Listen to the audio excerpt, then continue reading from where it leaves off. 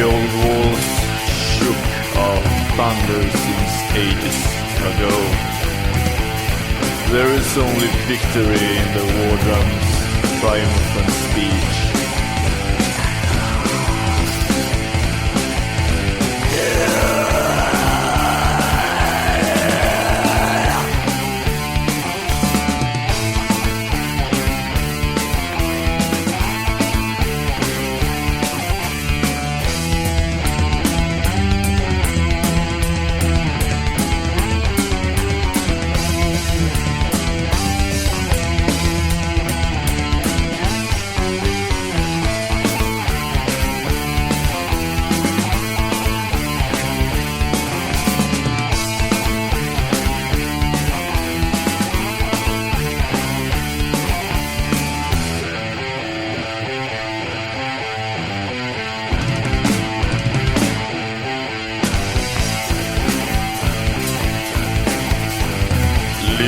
My name is together under mighty conspiracy advance.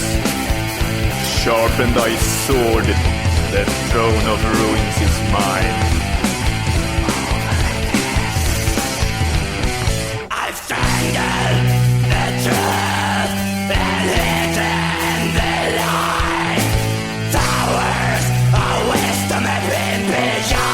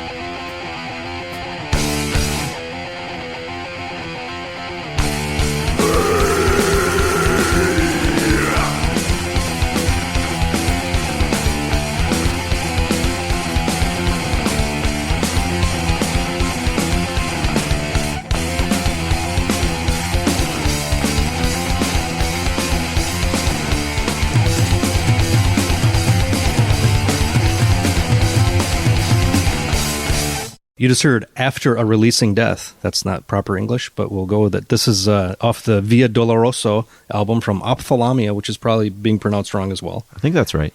Is it? Yeah. There's lots of H's in there, so I'm not sure. But this is the Requiem Metal Podcast. I'm Mark. And I'm Jason. Yeah, and Ophthalamia, I've probably in the last 5 days, I've misspelled Ophthalamia like 16 million times.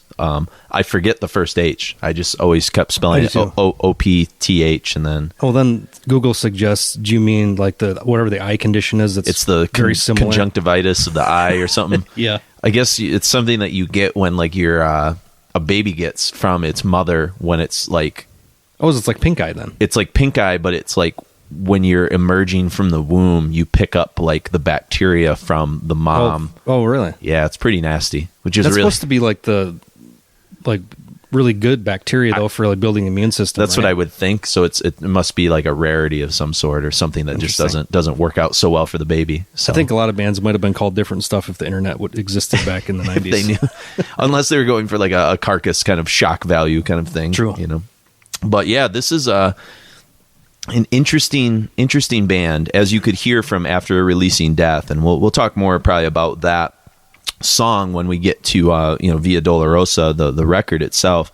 I thought that was kind of a nice one to kind of kick the show off with, because you get sort of some of the really interesting kind of what makes Ophthalamia really unique. And there's really no way to kind of like set these guys up because they're just different than almost any other band. Even when I was buying records in this era in the mid 90s and late 90s, when I first met you and Chris, like, you know, encountering the Via Dolorosa record, just everything from the album cover to just like, you know, the decisions that they made as musicians are really weird because there's catchy elements that you hear. Like in that last song, you kind of hear like some older Catatonia riffing, a little bit of like a Bath Immortal riffing even sort of built into that.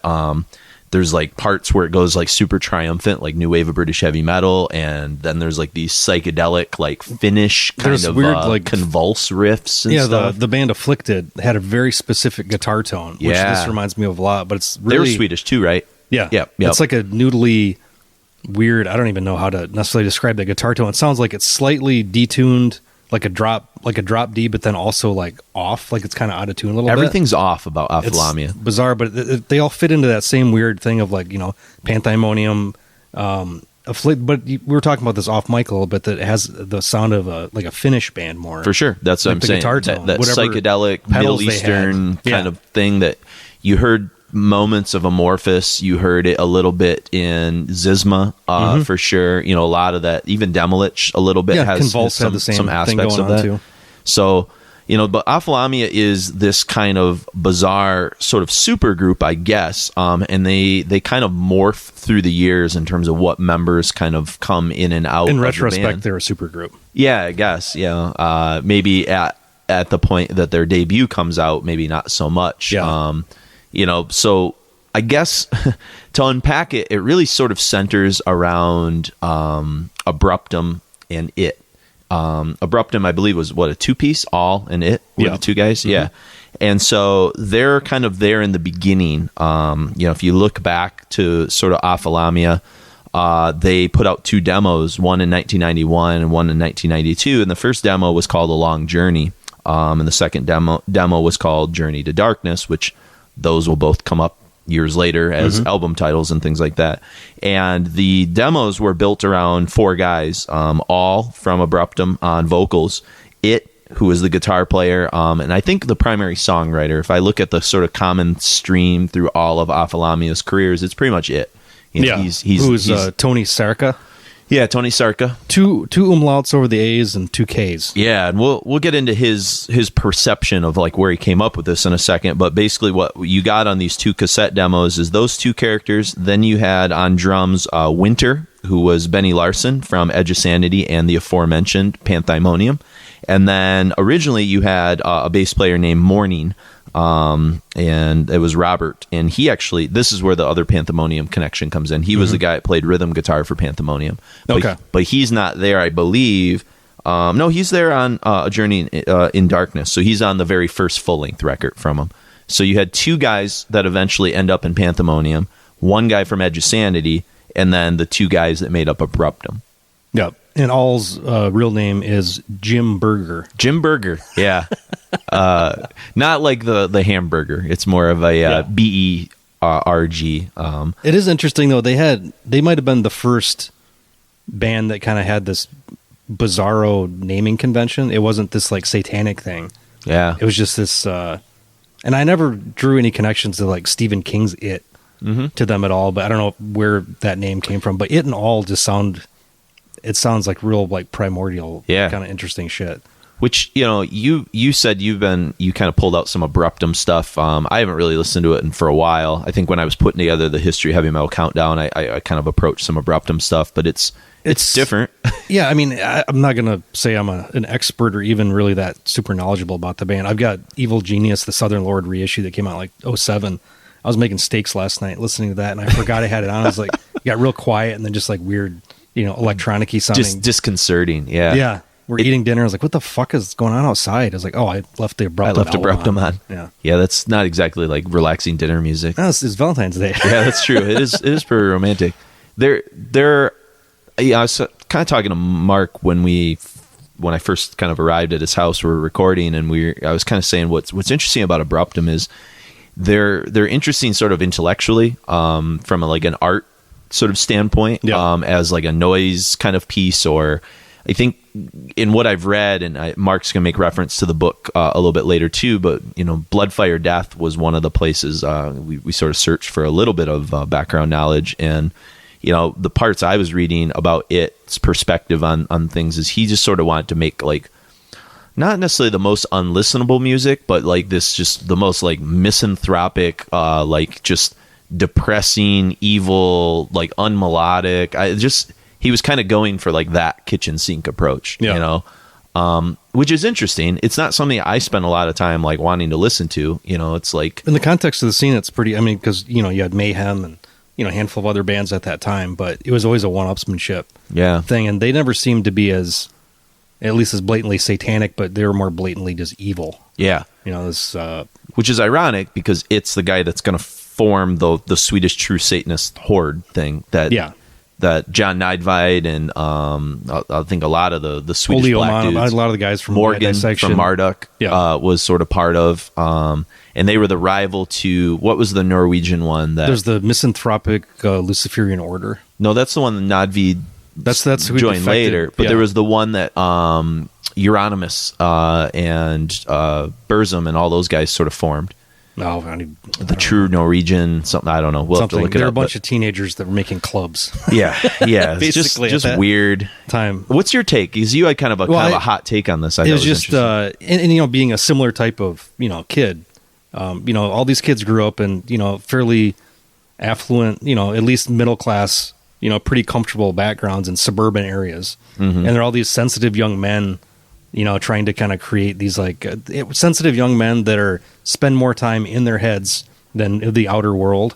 And I think making all this stuff like reinforced all these like bad, well, at least I see them as, or at least destructive kind of habits. I knew a lot of people or a handful of people in the 90s and that were really into black metal that used that as basically a thing to reinforce their bad behavior and their misanthropic attitudes toward people. And I always found it kind of like, really, this is how you feel? But when you're 14 years old and you're surrounded by this group, that's kind of like everybody should have done like some kind of monster thing at this, like how many of these guys are left alive, but like how psychologically scarring this stuff probably was, but it also just reinforced the worst parts of everything. But we got a lot of great music out of it. That's true. That's like the one upside to the thing. And intellectually, it's hard to see a guy like Nudvite, who is an incredibly charismatic guy, seems very intelligent, great musician, to go down this really self-destructive path because of...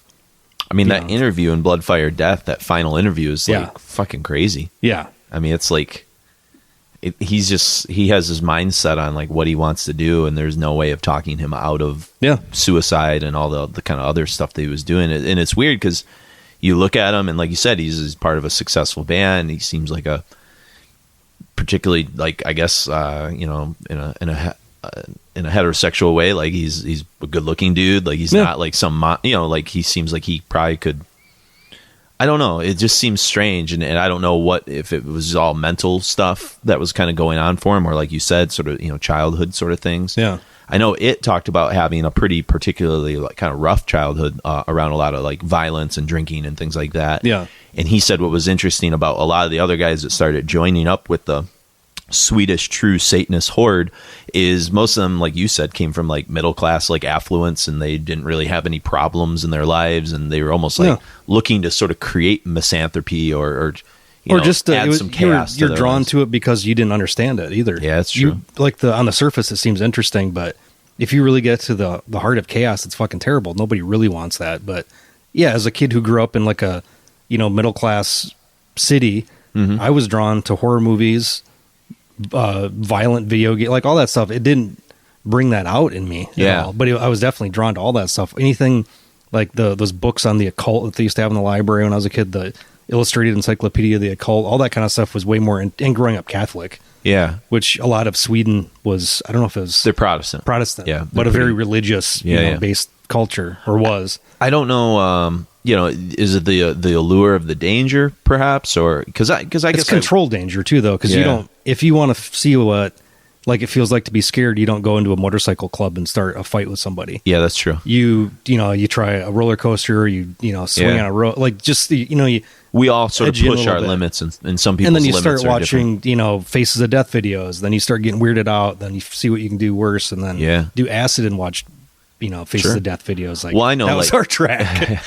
I know for us, it was kind of like, pushing limits and things like that. You looked at, the first time we saw the Morbid Angel God of Emptiness video, we felt uncomfortable. Like I remember hearing Rain and Blood the first time, and the first time, Altars of Sacrifice came on and he said, enter the realm of Satan. And I just remember feeling like, I almost felt like maybe we should shut this off. Yeah. Like, but you're still in control. But I want it more. I wanted to see where this was all going to kind of go and stuff. And, that's part of like I think teenager psychology. I spend a lot of time around teenagers coaching and teaching, and they're always trying to sort of push their boundaries and exercise, just sort of who they are on some level, whether it's, sexual or experimentation with drinking and drugs and things like that. And, you get some students that, especially you see this a lot with like really kind of OCD girls who are kind of perfectionists. They're often the ones that are like secretly like cutting. Yeah. Almost because it's like you said, it's a controlled chaos. Mm-hmm. Like they can control it, and it's almost like a hidden imperfection that they can kind of like obsess over. Or it's weird. I don't understand all of that because I myself have never kind of entered into those realms. But certainly it's a real the cutting thing. I never understood, but it was a huge. I mean, I've dated many people that did that. I never knew It's about it until weird, way after the fact. I don't know if it's like like a pipeline to like S&M almost, like this sort of like controlled pain. Like it's a little bit painful, and it kind of like gets you out of like there's no comfort zone. Yeah, there's no sex to it. Yeah, but I'm just saying it's like that. Like S&M, I guess, is obviously attached to sexuality in some level, but in a way, it's almost like giving up some level of like control. Like that's what's attractive. You get to an people. endorphin rush from it, just like anything else. It's it's a weird, like especially in the Bloodfire Death book. Nicholas, the main guy from the band Shining. Okay, yeah, he had Dead did the same thing. It used to cut himself under his eyes. Okay, like, and there was a thing like where Nodvite was talking about him, and like Morgan from Marduk and a couple other guys were at parties, and they were all just like fascinated with it cutting himself under his eyes, like how he knew how to go just the right amount. And it's like wrestlers. Just Wrestlers this weird know they call it self-harm blading thing. Yeah, but there's like a dramatic. Well, I guess there's a dramatic aspect for these guys too. If they're doing it in front of each other. For them, it's like it's presentation. Just my notebook, but the people, like I remember reading like Bret Hart's book about blading and just the technique, and you have to know exactly what you're doing, or else you're gonna like fuck yourself up or fuck somebody else up. And there are too deep. Yeah, there's these really famous situations where wrestlers have definitely like cut too deep or whatever. There was not to get on this tangent, but there was a really, really kind of notorious wrestling company that sort of started up in the mid 90s called ECW, Extreme Wrestling. And they pulled a fan out and they did like cutting on him, and they cut too deep and he damn near bled out. There's like YouTube videos on it. It's like really uncomfortable to watch. And like, it was all part of this like kind of manic chaos that was happening, like in living in the moment, to pull like a, I think he was like 18 or something like that, like a fan of all of it. And he wanted to like get into it and be part of the experience. And like, he had somebody blade him, and it was, I'm weird with blood. So like that stuff just takes me down like a path that's uncomfortable. Well, the Aronofsky movie, The Wrestler, shows that like pretty like technique, pretty viscerally too. You take kind of like a razor blade and you kind of break a piece off of it, and then they usually just kind of hide it behind their lip and then spit it out, and then kind of just and it's such a small piece that it only goes. That limits how deep you can really go with the thing. And if you look like the old school wrestlers, you look at like Dusty Rhodes and Ric Flair, their foreheads is just scar tissue. It's just nasty stuff. Yeah, indeed. But so all these guys, they're whatever it is, the psychology of the escape or whatever. What's interesting about Ophthalamia is this is sort of a fantasy world that essentially was created by it, and he almost creates. Would it be fair to say like a kind of a quasi half-ass like kind of wannabe like Tolkien universe is maybe where he's going, or You said D&D. D&D's. It feels very D&D. There doesn't seem to be a whole lot. I mean, I haven't read all the lyrics, so I'm not going to say I can tell much. But as far as just the broad overview of the thing, it's more like a world building thing than about a specific story of a protagonist or anything. Yeah, it's like a place to escape to almost. And like you were kind of talking about these guys all sort of, created these landscapes of darkness, whether it was creating these like groups or doing these different things to sort of give them whatever. Tamji Warrior maybe did the same thing with Celtic Frost and Hellhammer. Yeah. It was a different type of, it wasn't necessarily, it was more of a Sonic kind of world. There wasn't as much the world building aspect, but he had a terrible upbringing as well. True. And kind of, I think just at that it's almost age, like personality disorder, right? Sometimes schizophrenia can, or some of that stuff can be caused from like like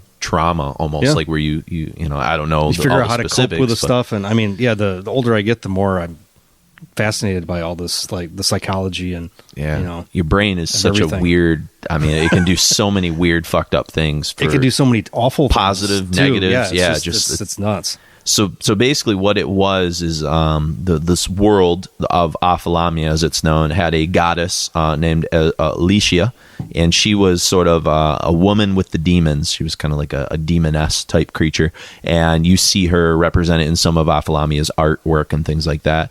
And she sort of helped create the surroundings. So it's almost like a world created by like an evil demon-like kind of creature. And the world and some of the song references and lyrical references, you see like things like the shores of Katunu, the seas of Ragith Nib, mountains of Makubu Keen.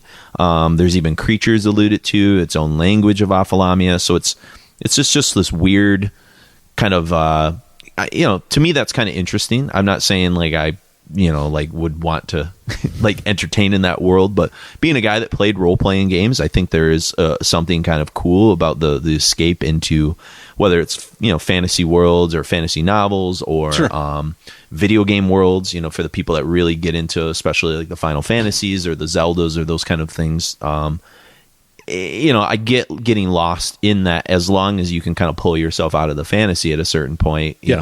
Nowadays you're seeing like, you see a lot of the kind of cosplay and things like that, which is fun. But I always kind of wonder like at what stage, like where does that boundary sort of exist? Do all those people, are they able to sort of interact with the like normal public? Or are they almost too trapped in sort of their fantasy worlds? That's the problem with a lot of this, is that fantasy films, all of it used to be an escape from like, you were so into the, involved with the actual outside real world that you needed an escape from it. Now there is no interaction with the outside world, or very little. Yeah. And you can have these, look at the Game of Thrones fan community. There's people that make living off just doing reaction videos to a fucking teaser trailer. Yeah. And stuff. And it's like, you could just stay in this little world and you don't have to interact. That's when it becomes a problem, I think. It just becomes like a lack of maturity thing too. Sure. Right? Like you don't have responsibility. It's hard to find a job. You don't have to move out of your parents' house. Like there's never these like kind of rite of passage maturity things you have to deal with. And you could just totally retreat into that. Sure. I'm not saying that's what these guys did, but no, but it's a fine line, fine line. And clearly some of these guys associated with Ophthalamia had, some type of personality disorders where they eventually, did acts of violence or acts of suicide or whatever. I'm not saying all the guys. I'm sure some of them were just like along for the ride. And I think the vision itself was more like it and some of those kind of people. John pushed it a little. I mean, he basically pushed out the whole all of dissection. Yeah, Svet Luton, Palmdale, and Oli Oman all left because of he was too militant about the whole thing. Yeah, it kind of got crazy. Yeah, and I think we talked about that in the Rinkos episode that we did, and stuff. But from a musical standpoint, what's so fascinating about like these guys is they get signed by Avant Garde Records, and Avant Garde is a label. They're one of those sort of, I don't know, like a curio label, like something like you kind of look at the way Peaceville used to be looked at, or maybe Earache in the late 80s, where, everything that came out War was like a label like that for a while, like in the mid 90s, where, a lot of the stuff that came out in Avant-Garde was just interesting enough that it was worth maybe buying like kind of on a whim, No Fashion, House of Kicks. It was like just, the Spike Farm reputation based off, just their name. You'd check it out. You didn't hear anything about the band. I'll check out. I don't know if Nightfall was on Avant-Garde or not. They might have been. They might have been too. Osmos or Holy Records. That might have been Holy Records, that Greek label that put out there's a bunch of those On at the Thorns I time. Lay and some of that kind of stuff. There's like a year or two where a lot of those labels are putting out great stuff, and then it just became a glut. of Yeah, just I think like oh. 96, 97, it started kind of glutting like Yeah. a little bit. But from a sound standpoint, you get all these guys together and they record their debut record, which is it's called A Journey in Darkness, and it comes out in 1994. It's going to be produced in Unisound Studios from Swano. And so again, you've got the Panthemonium connection, you've got Swano. So you've got a lot of the big, kind of Swano's like at the center of a lot of the weird stuff that kind of happens in Swedish metal, from Edge of Sanity to all the different side projects he did, from recording, Catatonia records and early Opeth records. And like, there was just, he had his hand in a lot of really interesting cookie jars, as well as being like a musician. Dissection, he had a huge part in that. And he even does guest guitar and guest vocals on A Journey in Darkness too, which he kind of did for a lot of the acts that he was kind of I recording. think he was probably given a little bit more respect, just purely given his recording chops. Like, oh, we know Dan, he can record us. Yeah, plus his own band was legit at that point, you know, where he's a guy you trust because you know that A, he knows what he's doing, and B, he's sort of part of the spirit of that kind of metal. And he's he's got a great, very opened idea about what music he's got pretty awesome palette, you know. I remember reading an interview that and you can kind of hear it, especially in like some of the later Ophthalamia maybe, that he kind of introduced it to, like a lot of German thrash and just different things. And I'm sure, it creating Abruptum and being in this like world of misery and stuff like that, this was sort of an interesting musical outlet for it to like do stuff that was more dynamic, more musical, more melodic. It's almost the antithesis in some ways of some of what Abruptum kind of stood for. Yeah, what it reminds me of is that like the fantasy elements, some of the triumphant major chord type stuff, is it just sounds like them trying to recreate like Manowar, Iron Maiden, or Halloween, or like that type of the like power metal kind of. I hear that a lot, especially on Dominion. The last record that they sort of did. There's a lot of brightness to some of those. Like I think in not necessarily in the sound, but the whole overall thing of the fantasy world. Yeah, it's got a very like power metal for sure. Yeah, kind of not like an aesthetic, not necessarily the sound. It's definitely I get what a bunch of weird people like Rhapsody would do stuff like that, where they almost had like a thematic kind of element to some of their records. Blind Guardian, all these guys that's like a power metal trope, but they kind of use that, but really kind of turned it on its head for And I think the one thing Ophthalamia. It's interesting you bring up power metal because from a musical standpoint, especially their first two records, it's like there's a Candlemass, Black Sabbath, like doom aspect to like everything that they're sort of doing. It's like a doom gloom, even though some of the riffs are like bright. Yeah. It has, Candlemass is, even though they're doom, is still very like melodic and musical in certain ways. Like those riffs and solos and things bubble. It's in the air in Sweden. Yeah, it's just sort of natural. Like even like Europe, you listen to some of those early Europe records, and there's like it's impossible to sort of escape some of those kind of melodic kind of qualities. But I think like then you mix that with like black metal, and then you sort of like cross it with like a kind of a healthy level of like weirdness. Yeah, it's just I don't know, like when you and Chris first kind of discovered these guys, was there any kind of like weird thoughts, or were they just sort of part of the general landscape of, man, there's just a lot of weird stuff that's coming out of Sweden, Norway, and Finland? At least the first record, nothing really jumped out tremendous. Like there was so much more coming out that time that was more polished, and I didn't give it really I didn't give it really a second thought back in the day until Via Dolorosa came out, and that seemed to be it was easier to penetrate. Yeah, I think it seemed like it was a more cohesive idea. Even though technically it's more progressive, which is weird. It has a lot more like prog kind of elements to it, which we'll talk about. But it still has the weird like noodliness like that, and like even like Sentence Shadows from the Past we were talking about earlier. Yeah, and Therion of Darkness has the same like weird like naive guitar approach, but it's I don't know because there's very few interviews with it. Like, I don't know what the process was, if he was like recording riffs on tape and then like they're workshopping stuff. It's a weird thing. So it seems like how bizarre the guitar like riffs are, that it's probably mostly all him just coming up with these riffs. Mm-hmm. And then they try to make sense about it, as a band later on. Yeah, maybe. I don't know. because some of them almost sound like backwards ideas of riffs or something like that. It's like almost the Alf Svensson thing where they record back. And same with like Ken Owen would do from Carcass, would come up with a weird riff, and then Bill would try to even play it. Yep, I remember reading about that. Yeah, that's the interesting stuff. Like, which I don't know how prevalent that stuff is anymore. Like, how can you deconstruct riffs and do something different and weird? Sure. Now, especially when you're in your 30s and 40s trying to do that kind of stuff, I don't think you can really do it anymore. Yeah, I don't know. It's something of the young. Only young people can really tap into that. So basically, in this first set of Journey in Darkness, I think it's easier maybe just kind of talk about a few like things I'm kind of able to kind of pull out of the songs, because Ophthalamia is kind of like hard to kind of like collectively construct, because every song is doing something like bizarre and weird.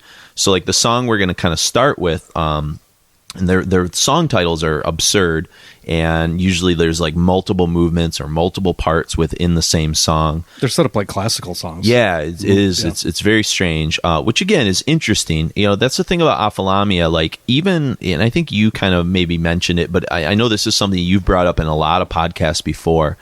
Ophthalamia to me seems like a band that is operating at the peak of their sort of creative endeavors and are probably a little bit out of their element.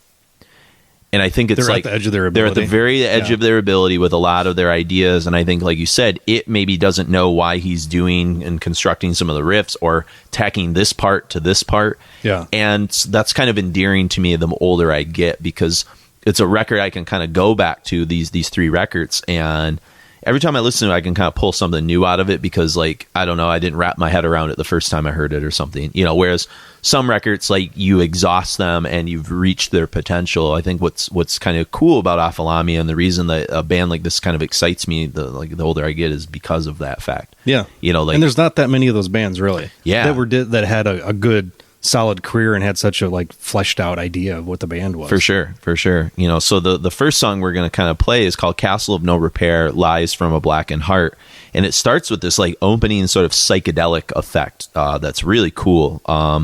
Then then you get this sort of oscillating kind of doom riff.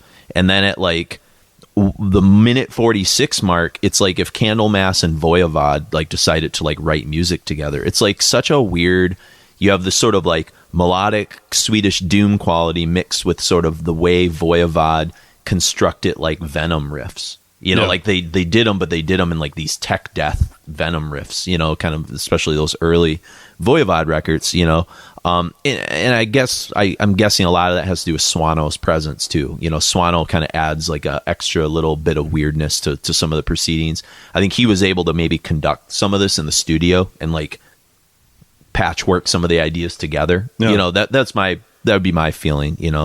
And then like at the end of the song, like the last couple minutes, you get this sort of brighter kind of folky ethereal mirror cathedral kind of stuff sort of starting to happen. It's a very finished doom. Like Convulse would go on to do a lot of those riffs are just like very evident in that stuff. The brightness and some of that kind of stuff. I was just listening to it on a walk with a dog, and it's just like it just comes out of nowhere. Yeah, you just like and that's the progressive element of it too, which is so counter to, I guess, if you're familiar with like Abruptum. Like, not that Abruptum isn't progressive, it's like progressive in its like regression and deconstruction of music, you know.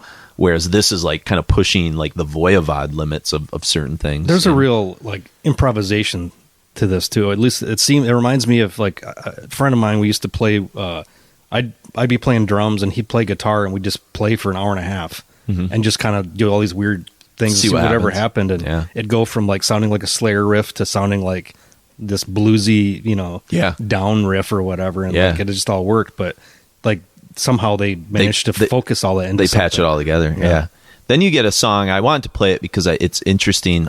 It's the only song that doesn't get put onto a re-recording of this album, and it's just a 50-second little piece that is exclusively John Nodvite, and it's called "A Lonely Soul, Hymn to a Dream." And a few years later, 4 years later, they go, and I couldn't find, I don't know if you were able to find, but I couldn't find it anywhere, what studio they actually recorded in. I didn't see any information. I don't have the actual. My assumption was maybe Abyss Studios, which is where they do their last records, but I don't know. So that's just an assumption. So if any of you know, let me know. Well, some of them, it just says like Ophthalamia Studios. It could just be, they could have just done it on a 4-track somewhere. But I know that for whatever reason, and again, I even reached out to Dial Patterson, who's done some black metal books and things like that, and is a writer for Decibel. And I sort of asked, I said, do you have any cool information on Ophthalamia or interviews or anything? And he said, actually, no, they're like the one band I can't really, I don't have a lot about them. So they've kind of kept a lot of things mysterious. But anyways, they decide to re-record A Journey in Darkness years later, and it claims that he wanted, that was his, like, the way the record was supposed to sound. It definitely sounds a lot crunchier. It's a little bit brighter. And I don't like the guitar tone as much. Yeah, like, it's not as weird. It's not as great to me in terms of like what made A Journey in Darkness kind of special and unique. But they called it A Long Journey, and they put it out in Acropolis Records in 1998. And actually, the end of the set, we'll play one song from it, and I'll get to that in a moment. But like sonically, it bridges together later. It like better with Dominion for sure. But I like the weirdness, idiosyncraticness of the whole thing. Exactly.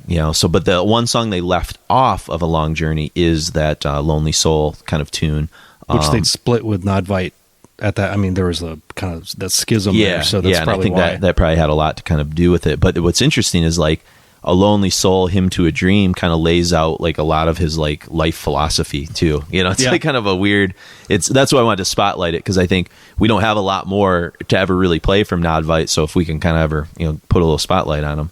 Then we get one of, I guess, what I would say a quintessential Ophthalamia song, and it's called Little Child of Light, Degradation of Holyness. And you're going to see a lot more of these on Via Dolorosa, these 10-minute songs that are just these like prog rock kind of movements, kind of morphing through some things, so you get with this song, it's like 9 minutes and 54 seconds. You get kind of, it starts with a twisted, like Zizma convulse kind of riff that sort of meanders like serpentine style through like a lot of the oddities of the song. The bass is really super prominent in this song. You hear a lot of really good bass playing. Then you get like some Bathory meeting like Trouble meeting Candlemass riffs. There's even like at certain points, like Hellenic riffs that you hear in like old Rotting Christ or old Verathrons, or it's like got just it's not Swedish at certain points. Like it's Swedish, but then it's bringing in like these weird Mediterranean style black metal riffing that's warmer, more like analog, and then you have Oxa singing at times, and Oxa is Alexandra Balau, and she was It's girlfriend, you said? Yeah, for, I think, longtime girlfriend. Yeah, and then she's the one that actually plays some piano pieces on Dissection, on Storm of Light's Bane, so she's kind of interesting. She kind of like, her voice kind of comes in as like kind of unsettling at times. It's like, like they're just throwing kitchen sink ideas into some stuff. Then you get like modern opera to some degree. Yeah, it's real bizarre. Weird. You get some off-putting like Middle Eastern riffing patterns that sort of emerged in the midsection of this song.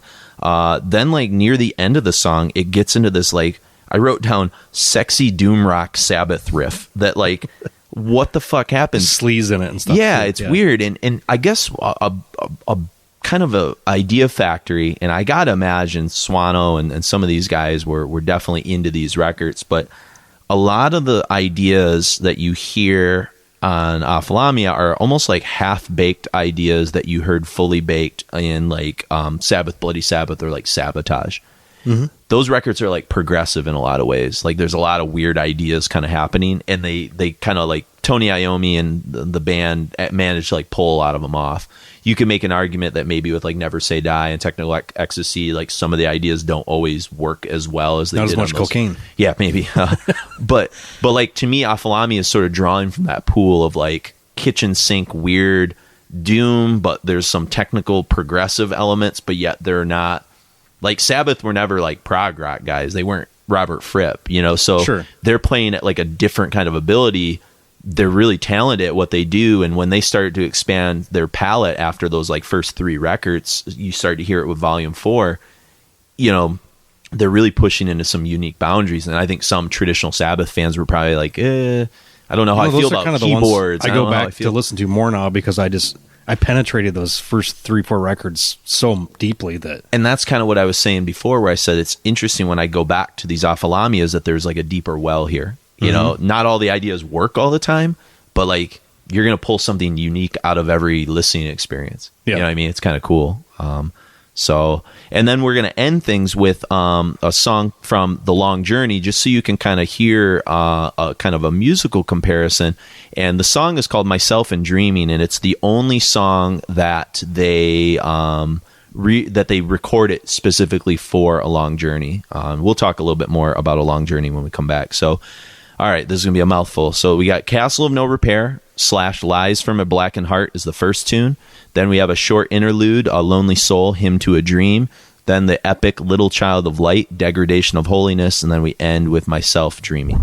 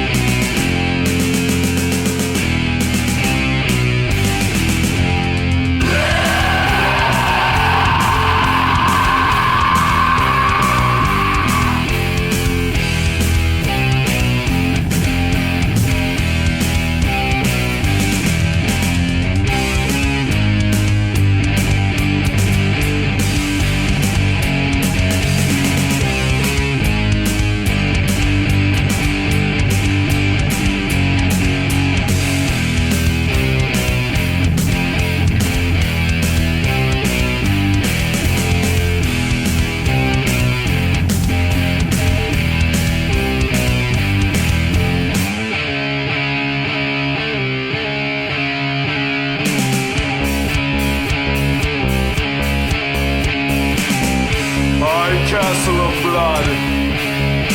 Beyond deepest sorrows lies distant clouds. Its great towers unjust the sky.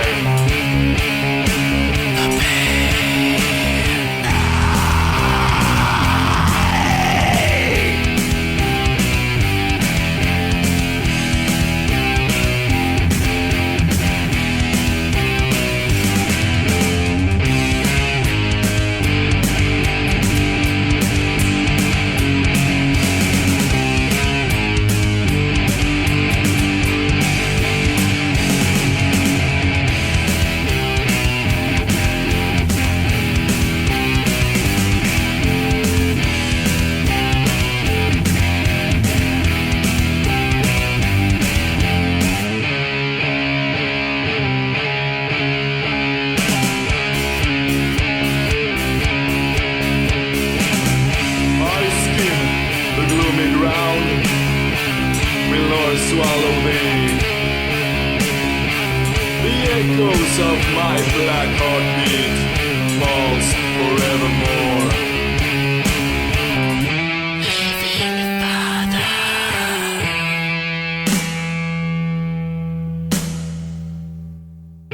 My heart, it cries, it slowly dies.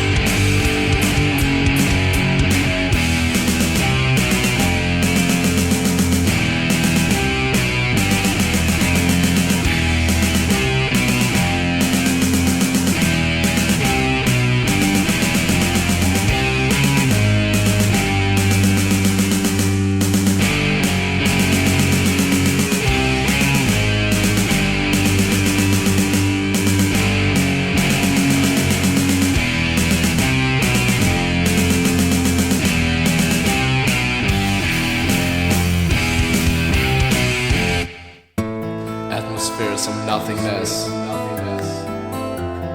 never more pride,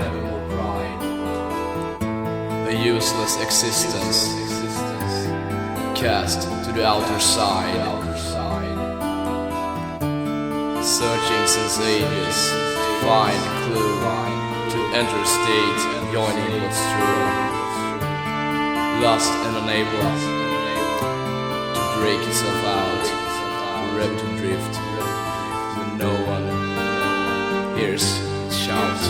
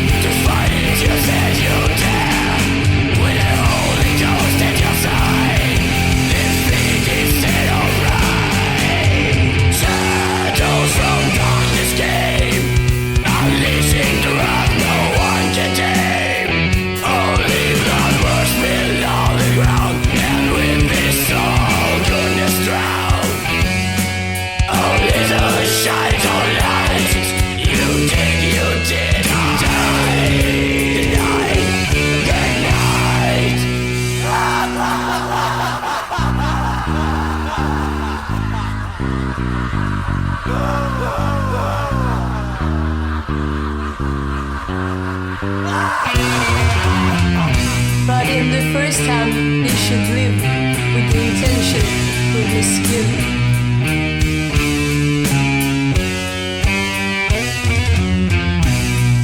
degradation of their will. You thought evil was so easy to kill.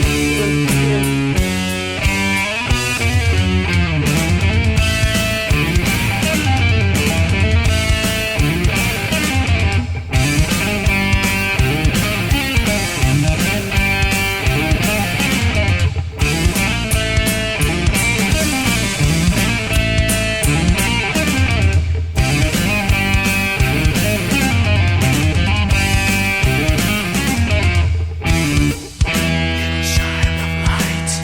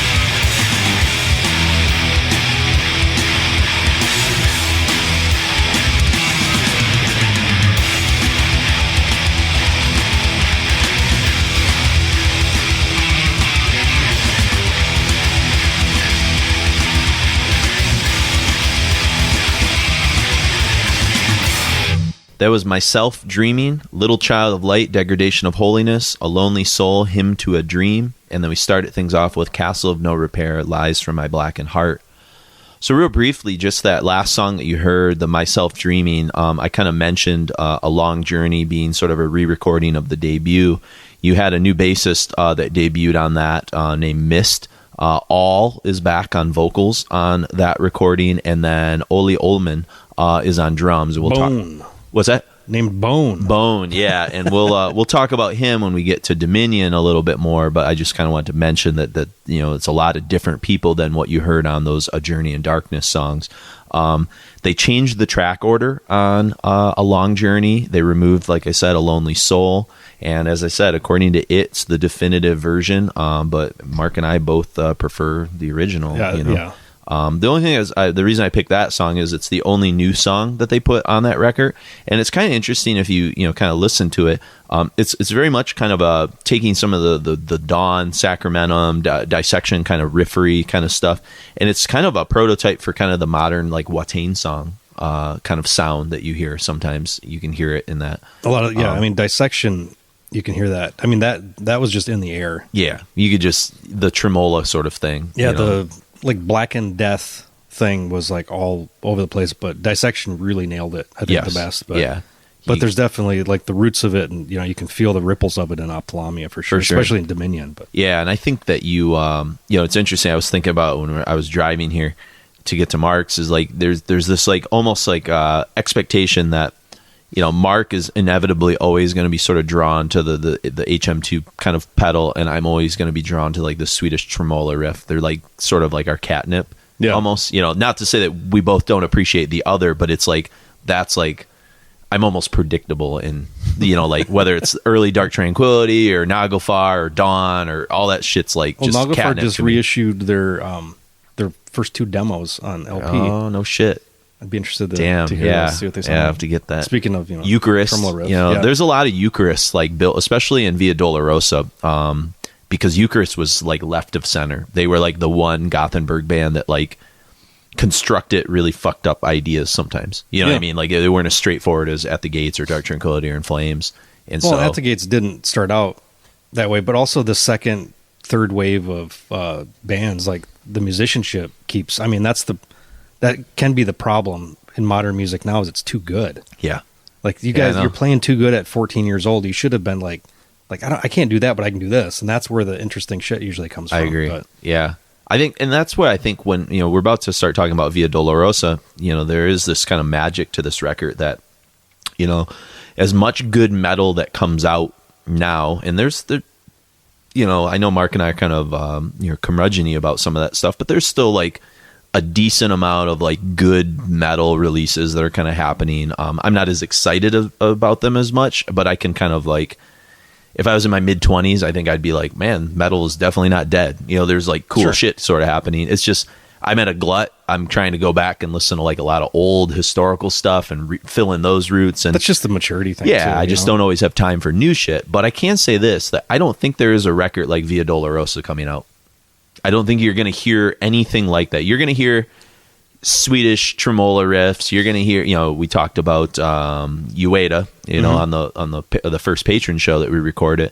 You're going to hear that kind of stuff still continue to come out. But for my money, like this is one of those unique moments in time. And this is a record, as I was driving here, kind of listening to some more parts of, like, I kind of want Wagner to do an episode on this because we don't have time to like figure out all the progressive roots of all the ideas and shit of this. Yeah, that's not really it's not like our thing, but I think like it would be a really interesting episode of the Radical Research podcast for them to just focus on this record and try and like make some sense of like the storytelling aspects and things that like we don't have the patience for, but because it's a record that I can wrap my head around and I really love and appreciate, but it's like there's just some ideas here that are I don't know where they're coming from, maybe, and maybe Wagner would have some insight in that. I don't know.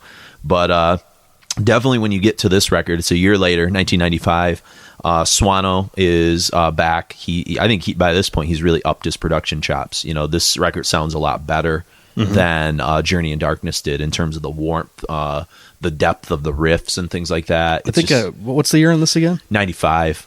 Yeah, because I think this might be like the third incarnation of Unisound or something too. Okay. Because he kept upping. I remember doing or reading interviews with him where they'd talk about like how and this just happens with technology where everything was getting more affordable. You get bigger decks. You know, you could go from 8 to 16 tracks to 24 tracks. And well, I think too, 95 is a really interesting year for Unisound too, because, and again, I might be off my math a little bit, but I think if you could draw a 12-month stretch, it might sort of start in late 94 perhaps. But you can draw this 12-month stretch where I believe Orchid came out of Unisound, Brave Murder Day came out of Unisound, Purgatory Afterglow came out of Unisound. Was that 95 or 96? That might be 96. No, Crimson's 96. So I think it would have been Purgatory Afterglow in 95. Yeah. Again, I'm just drawing from memory here.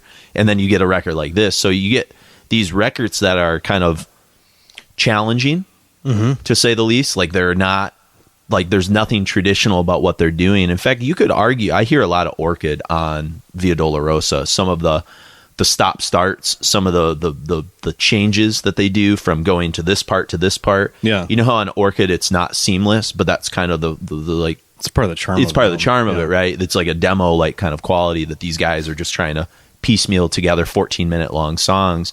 And when you get to like some of the more epic songs, I mean, my God, Mark, there's like 4 songs on this record that are 10 minutes long. Like, I mean, it's like, and every song has like 6 different movements to it. You know what I mean? Like, what the fuck were they trying to do? Like, it's like, they're really like... It works well as a full album. It's hard to pull stuff out of it. Like, I've never just listened to like one song on it. Yeah, and I can isolate because the reason I picked the we started with After Releasing Death that kicked the whole show off is like there are moments in a song that like get stuck in my head, and so like I go back to those songs because I'm like, I want to get to the part where it does this, like the little earworm part. The little earworm stuff. So because you're right, to kind of think of the songs in totality is like weird, because like you forget what happened at the beginning of the song by the time you get to like the 7th movement. It's like meandering so much through so many different things.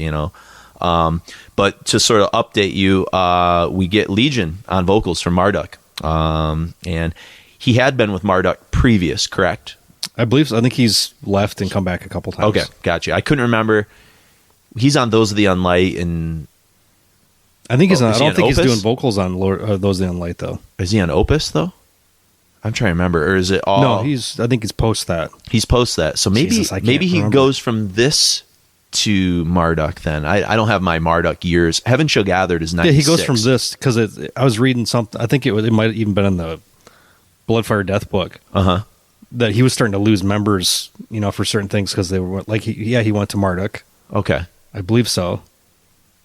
Yeah, I'm pretty sure he's on like. And then after he left Heaven Shall Marduk, Gathered, and he's on like maybe 2 of the new Witchery records or something. Okay. Oh yeah, that's right. I forgot he was on that stuff. But he does a good vocal performance on. Oh yeah, on this great. record. It's kind of more varied than what he does on Marduk. There's a lot of really good like whispering sort of stuff, things. So he's using some variety. In many ways, I think I mentioned before, this album leans a lot more into the kind of progressive and psychedelic elements with the arrangements. I think a lot of that is due to the new rhythm section that is added into, especially on bass, because the bass playing is incredible on this record. And it's John's brother, Emil, I think is how you pronounce that, who goes by the name Knight in this record. Yes.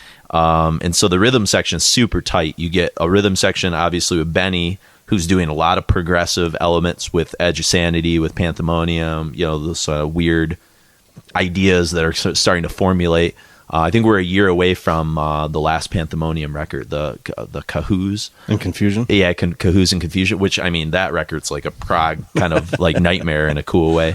The layout, I wanted to mention that before we get into the songs. This is one of those records, like you look at the cover, you look at the logo styling, you look at the production inside, the way the fold out, the use of sort of gold, the illustrated band members. Fred Fields does this illustration, and as an artist, I mean, I know you said it looks like a contemporary fantasy novel cover. Yeah, is it kind of coming out of like the heavy metal, the Franzetta and some of that kind of stuff, or Joe Jusko? Yeah, the whole kind of like painted. I mean, at the time, this is almost kind of like a throwback cover. Okay. Really, I think, because Yeah. at this time, like, this was like Photoshop City. Everybody's using like merging photographs, and Yeah, painted that's covers true. were starting to be more of like a, well, not a novelty, but like people, it was easier and cheaper to go digital. So that's what people, And that's what We're stood kinda out doing. to me about this Yeah. cover. It's kind of one of those things when you walk by in a record store and you see it, you're like, whoa, like, what is this? You know? Yeah. It doesn't strike me as like, you know, being a group of black metal guys, you know? Sure. at least 3 of them. At least 3 of them. Yeah. You know, whatever you want to say about Benny Larson, you know, the Edge of Sanity stuff. Again, I think it's part of that craftsmanship of like avant-garde, you know, putting a little bit of extra effort into making this kind of look unique. The lyrics are nuts. It's like reading Sabbath lyrics or something like that. You know, they just go on and on and on and on, Yeah. and stuff like that.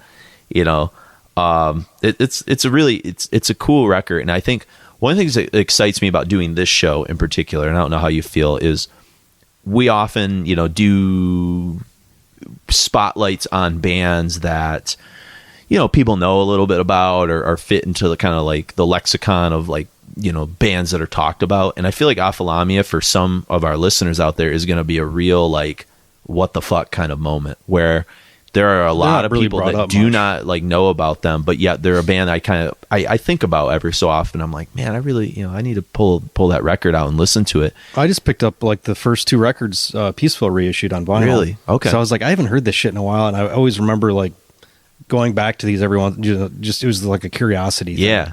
So I was like, you know, that or like that first Therion record, which is the only one I like. The Of Darkness. Like, yeah, just the weird, that kind of shit. I've been more drawn to that lately, because I think at first it was hard to like, if there wasn't any like melody or something you could grab, you kind of dismissed it. Mm-hmm. So this is like a record you probably had to go to a couple times to really kind of get anything out of. Yeah. And now, you know, 30 some years in listening to this shit, it's just like a whole nother new experience listening to, even like I was listening to Bolt Thrower, Those Once Loyal, and I was like, God, the bass sounds great on this. Yeah, that's a great record. I was just like, I never really picked out how good the bass playing was on it. It's just Yeah. like you keep the more you come back to these things, the more you pick out like the stuff that's just ingrained in you just kind of like washes over, but the other stuff kind of, you know, has Yep. a chance to shine a little bit more. No, I agree, and that's what I mean. This is like the well is very deep with Ophthalamia if you want to kind of go there. Well, and the bands that are involved with it, like, you know, Edge of Sanity, Dissection, Marduk, Abruptum, Vondur, War, it was War, another super group, Swordmaster. yeah,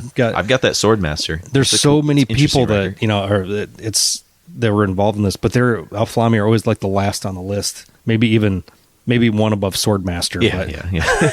But Vondur's got a certain kind of like, you know, cult reputation That's as well. true. That That's true. Galactic Rock and Roll Empire record. I know. Although I would make the argument that like I go to these records a little bit more than some of those other bands. Maybe not Sure. Dissection or Edge of Sanity or whatever, but Yeah. or even Marduk, but It helps that their discography is only, you know, 4 records, or technically 3 records. 3 but records 4. and a re-recording. Yeah. Yeah. You do have a To Elishia, which is I think a collection of some things. I Only don't- one new song or something on that. I can't remember what's on that. Yeah, I never had it, so I don't know a lot about it. But you know, so the record starts with kind of an intro. It's kind of more of a sort of storytelling record. I think it's called Under Ophthalamian Skies to the Benighted, and it's like a 2.5 minute little intro. And I was telling Mark that it's a cool little like acoustic sort of riff that sort of builds into some other kind of things, and he's kind of reciting like the narration and kind of a spoken word and stuff like that. But the riff is like very reminiscent of like Spirit Crusher from Death, which, you know, like an earworm. You know, Mark and I have had this happen to us several times where we'll like pause a song and be like, what's that from? And we both like cannot wrap our heads around I've had it. that stay in my head for weeks. Yeah. And then it's like, oh my God, it finally comes it out. I was finally like, hits that's you. not even really that close, but it's, you know. It's just something Yeah. it reminded you of that, you know. And then so it's kind of cool for people that are Death fans. But like I told Mark, I said, I think there's no connection whatsoever between Chuck Schuldiner had no idea what the fuck Ophthalamia was, because it does predate Spirit Sure. Crusher, you know. Sometimes just those riffs, they're just out there. They need to be they're waiting in to the be found or ether. discovered. Yeah, the collective subconscious, if you will. Like people are kind of tapping into But, them. you know, the Celtic Frost riff that ended up the dun dun dun dun dun dun dun dun dun dun, like that, you know, shows up in Napalm, and, you know, almost, which is obviously taken Sure. from them, but also that was just kind of like a simplified heavy metal riff that anybody could play. Well, I've told you the story, right? The Yeah. band Grindcore Coon and I, like, we just were writing like whatever, fucking around, and Jeff just started playing the Triumph of Death riff, but we had never heard Triumph of Death in our lives. Yeah. And it was like a year later, we were like, holy shit, it was a Hellhammer riff. It's a chord progression that is easily to perform. Yeah, exactly. So you just kind of stumbled in it. We weren't trying to plagiarize. It just kind of like happened, you know? So yeah, I mean, sure, you never heard Hellhammer at that point. Yeah, I don't think so. Trying to think when we got a hold of that maybe. Dwell Records in memory of Celtic Frost sort of thing. I think that's when we heard Triumph of Death, and we're like, what the fuck? Yeah, I think it was that girl sludge band 13 did Triumph of Death at the end, you know, right before Ember did Massacre. Yeah, that was that kind of a cool. You know, you had Opeth, you had Enslaved, you had some weird things kind of happening on that record. Yeah, that was the one I was supposed to do the logo for that. Oh, really? Yeah, and I did it, and then the one they ended up using was close, but somebody else did it. Oh shit! Did you? Was that just freelance through Dwell, or was that through your Relapse kind of happenings? I don't even remember now, to be honest. Interesting. I think Rochelle from Century Media might have been behind something some to. Of it. Okay. Maybe I don't even. Dwell was such a weird record label. It kind of like floated around, but I didn't really know what they did that much. Like it was mostly like, wasn't it just mostly those tribute records? It was for a while. But I think they put out like a couple like doomy things at one point, but I can't remember. I don't know. It was it's interesting. Yeah, the mid 90s like American metal labels like were kind of a strange kind of happening. They didn't last very long. No, it's too hard to get established, you know, especially trying to build a roster. That's why it's easier to, like with Relapse, ended up just like licensing Nuclear Blast stuff. Yeah, for a while. I was like, you think of like Pavement Records in the mid 90s, like was doing like a couple weird things were kind of coming out. I mean, like Carbonize came out on it, like a. You know what I mean? It was like whatever. It was just sort of strange. They didn't never really establish. They had a good push though behind that stuff. They had a lot of visibility. Yeah. Okay, that's good. I think wasn't Broken Hope on that license to that or something as well. And I'm trying to remember who was putting out those Broken Hope records. Pavement and Grindcore Records. Yeah, I remember Grindcore Records. Like Cyanide, I think was on that. Oh yeah. A couple other random things. Cyanide might have been on that Celtic Frost thing. Yeah, I'm pretty sure they were. Yeah. So. But anyways, back to, you know, speaking of weird record labels and avant-garde and stuff like that. We get into, we're going to play a trio of tunes here. We'll start with the intro, the Under Ophthalamian Skies, and then we kind of two epic songs, about 18 minutes between these two songs. Black as Sin, Pale as Death, Autumn Whispers is the first tune. And I'll just kind of, I wrote notes as I was listening to it, kind of like a journey from what I'm hearing from the song, and feel free to jump in. But it kind of starts with this really cool, like aching opening riff. And then it sort of morphs into kind of more bouncing. I wrote Voivod meets Motorhead riff that ends up coming back and ending the song at the end. So it like bookends the song. Then it's like I wrote a meandering mess of overachieving ideas constructed by musicians operating at their limits, because that's what it is. It's fun. It's also young people not having like an actual producer to help them whittle out. Yeah, like maybe don't use 8 riffs on the song. Or if anything, you have a producer like Swano who's encouraging the madness because he himself thinks this way, right? Like Swano himself is like a guy that pushes the limits of what he's trying to do sometimes. You know? True, yeah. Which I find him to be an interesting like linkage with it. And I'm curious what their relationship in the studio must have been like. I don't know. I thought about reaching out to. I've got his contact information, so I was thinking about reaching out to him on this. So I wasn't sure really what to ask. Yeah, quickly. What do you know? What do you remember about Ophthalamia? Yeah, you know, so or just about like it or songwriting in general. Exactly. Like who was writing these riffs, or how was it written? Yeah. How were they constructed? You know, I gotta imagine it was.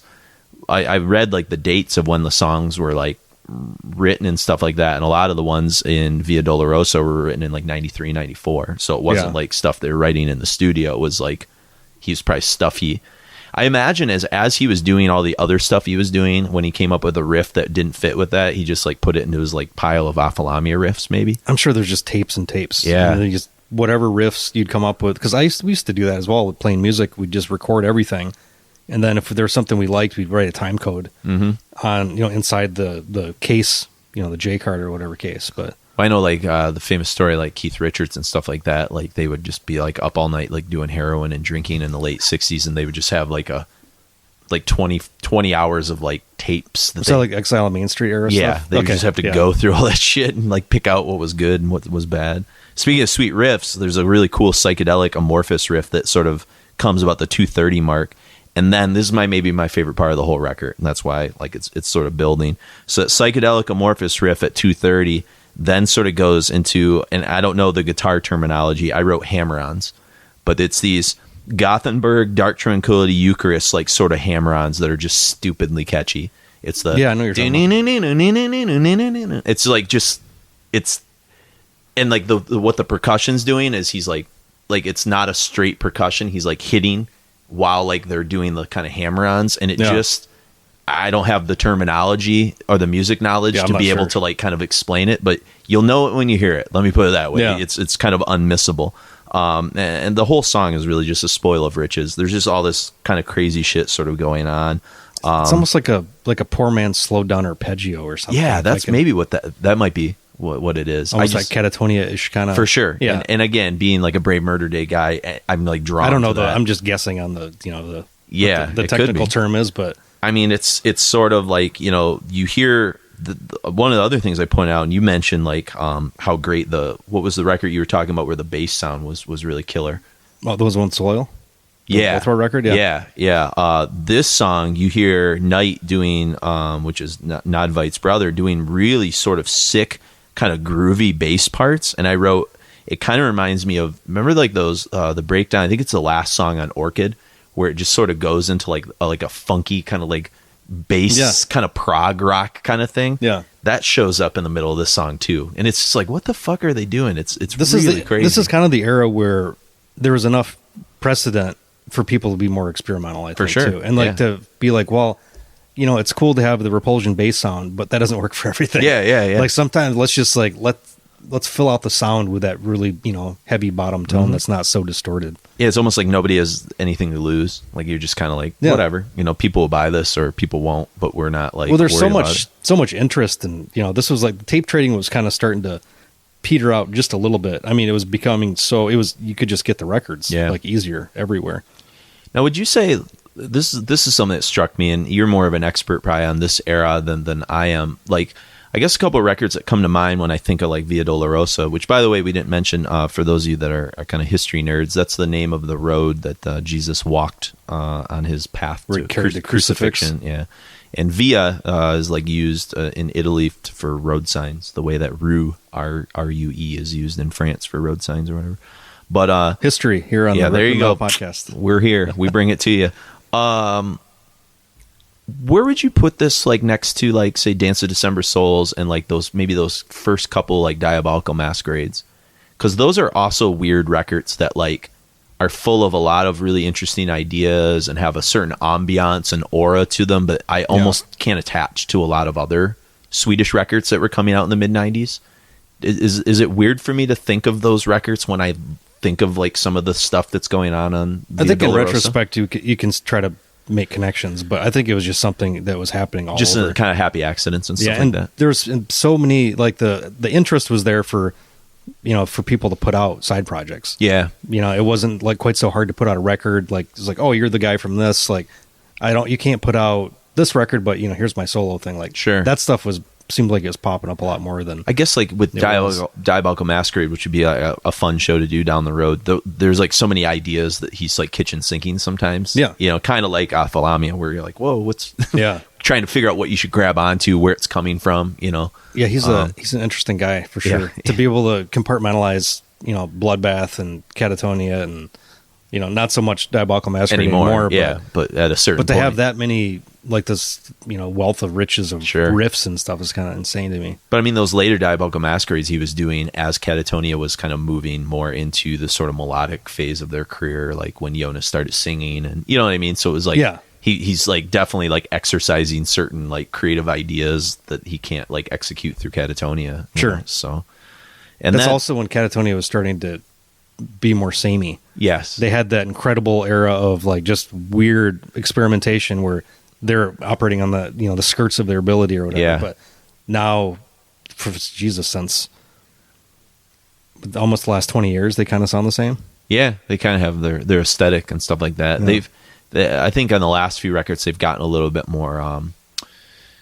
Prog's not the right word because it's not prog, but there's a certain quality on the last couple records that like Night is the New Day is the one where they kind of peaked for me, and I was kind of bored since then. I've gone back to those newer Catatonias based on some like other people kind of talking really highly of them, and I start to get a little bit more juice out of the squeeze now. they're not immediate. Like when I used to get a Catatonia record, it would be like my favorite record instantly. Yep. You know, like I'd be like, holy shit, I gotta listen to this a million times. And those records, I don't know, maybe it's just the era. Maybe it's because I'm not listening to the same record as much as I used to. Like I'll buy a record, listen to it, and it gets filed because I'm living a busy life, not like in college where you really had time to spend with that stuff. But I think there's, they're worth going back to a few more times and maybe seeing. I think Last Fear Deal was kind of that was it. That was like they could have ended right there, and that would have been a great. Although I do love Viva Emptiness, so. Yeah, it's just I guess we're so used to these like huge jumps. Yeah, that's true. Like these big leaps in style and ability, album to album. Yeah, that's true. And you finally got like a really good rhythm section. Yeah, for sure. Instead of, the charm of Jonas's drums at first was good, but having a solid guy, his double bass drum that was off key a little bit. So then we'll end this set with another one of their epic songs. This is via the title track, Via Dolorosa / My Springnight Sacrifice, and it's one of the several 10-minute plus songs on the record. And you get a cool like Finnish prog riff that opens the song. You get a lot of like kind of Opeth kind of stuff happening before like a great Bathory riff starts to take over. There's a lot of like prog stop-start riffs that you could kind of get thrown in. And then this is, and I said, then like a Eucharist song from the War Comp, the 250 mark hits with a contemplative riff that just aches and destroys for about 25 seconds. Just out of nowhere comes this like incredible. Do you know what I'm talking about? That those two Eucharist songs on War Comp, how there's something about those two songs, Wounded and Alone and Predictable End, I think, or not Predictable End, that's Ceremonial Oath. Whatever the other, I know the two. You know what I'm talking about, like where those songs seem to be like this peak of songwriting, like Eucharist jump from their debut to those two songs, and you're like, holy fuck, There's a really weird guitar tone to that. It's contemplative. It seems very like I don't know. There's something about it that's like mystical about those two songs. I know we talked about it when we did the Eucharist show, but anyways, it's there. If you like that stuff, you'll definitely like it. And then I wrote, wait for a tripped out Dark Tranquility gallery riffs to start to emerge in the song too. I just said it's just a really fucking crazy journey, this whole song, and you get that with these epic tunes. So, all right, so we've got Under the Ophthalamian Skies to the Benighted, which then flows into Black as Sin, Pale as Death / Autumn Whispers, and then we'll end with the epic Via Dolorosa / My Spring Night's Sacrifice.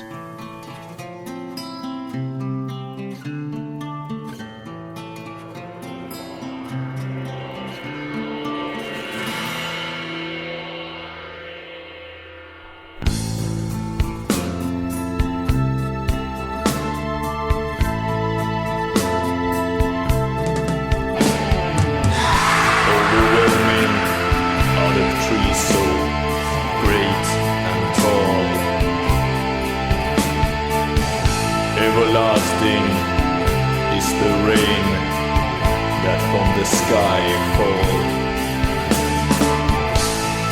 Grey and cold is the gloomy Ophthalamian sky. It's under that majestic sky I am ready to die.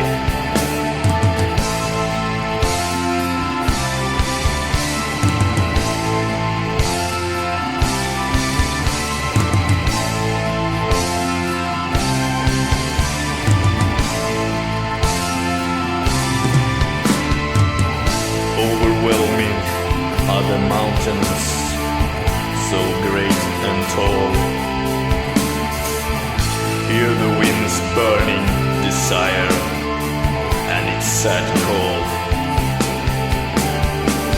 Black domains ruled by black minds. In the night, behold Ophthalamia, so fearsome in its might.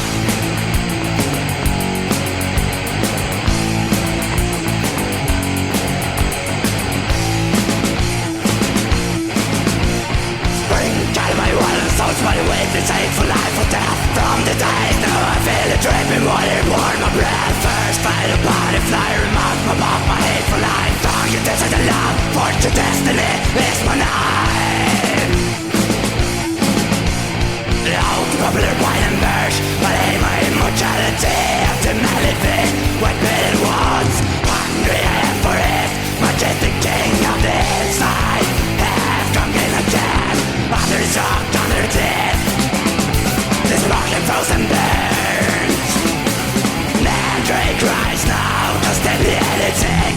Heartbeat of the fungus and the anemone will be liquidated. Earth from chilling in its funky ground. And the insects breathe. Living from this is the nightfall of the world. All in blasphemous and dead. Night just like in the past.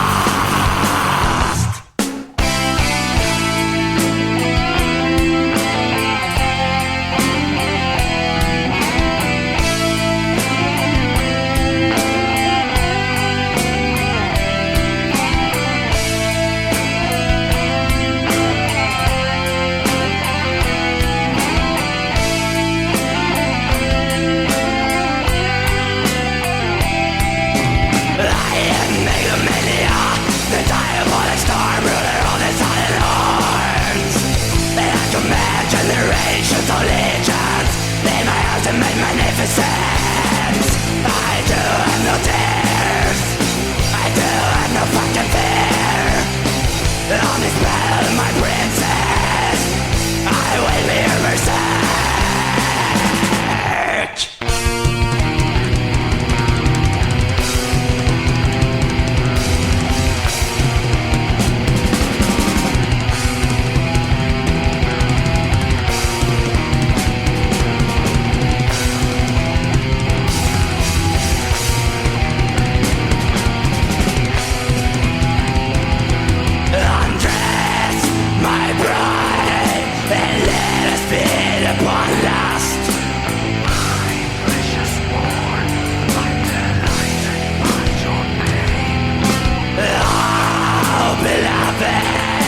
Trust you must never do. Your scream is heard, nothing they can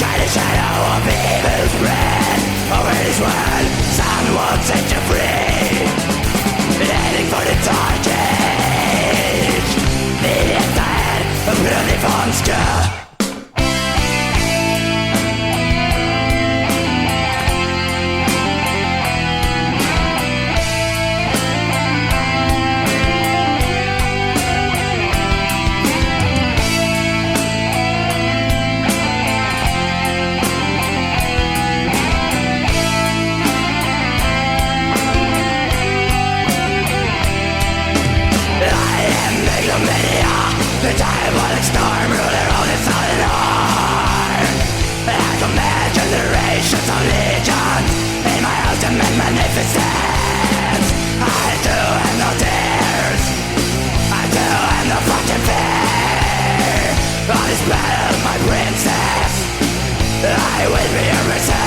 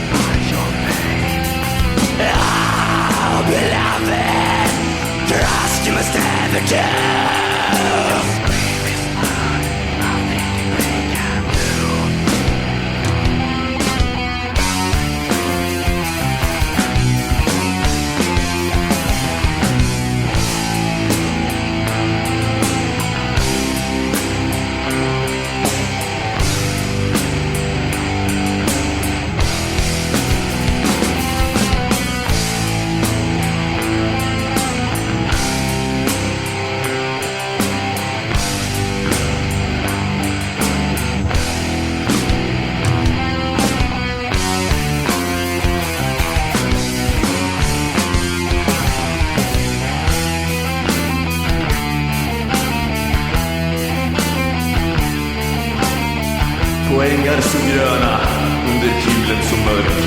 Ute i det sköna, vid nyvaknad björk. Vårnattens sista timma, för med sitt namn. På detta fält av dimma, förenas i grönskans famn. Endast måne och stjärnor, mitt onda begär vet. Så som eldens vilda tärnor, kärleken falsk dörrhet. Mitt våroffer du är, blodet från ditt våta sköte. Din själ slits isär, döden det har kommit till möte.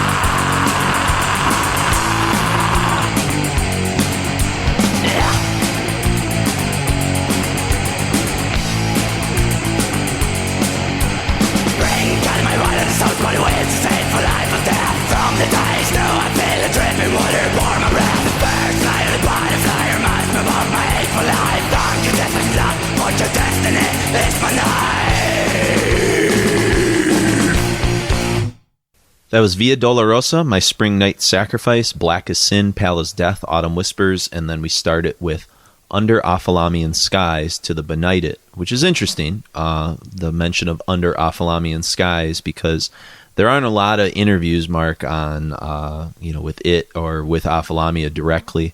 But there was an interview that I sort of found in searching where he was asked, I believe I'm doing the math, I think it would be in 2011, because the person asks that, he says, hey, Ophthalamia, 20 years ago you did the first demos and it's been 13 years since the last officially released recording. Do you have an amount of ideas for anything more, basically, with Ophthalamia? Or is this chapter absolutely closed, is what they asked it.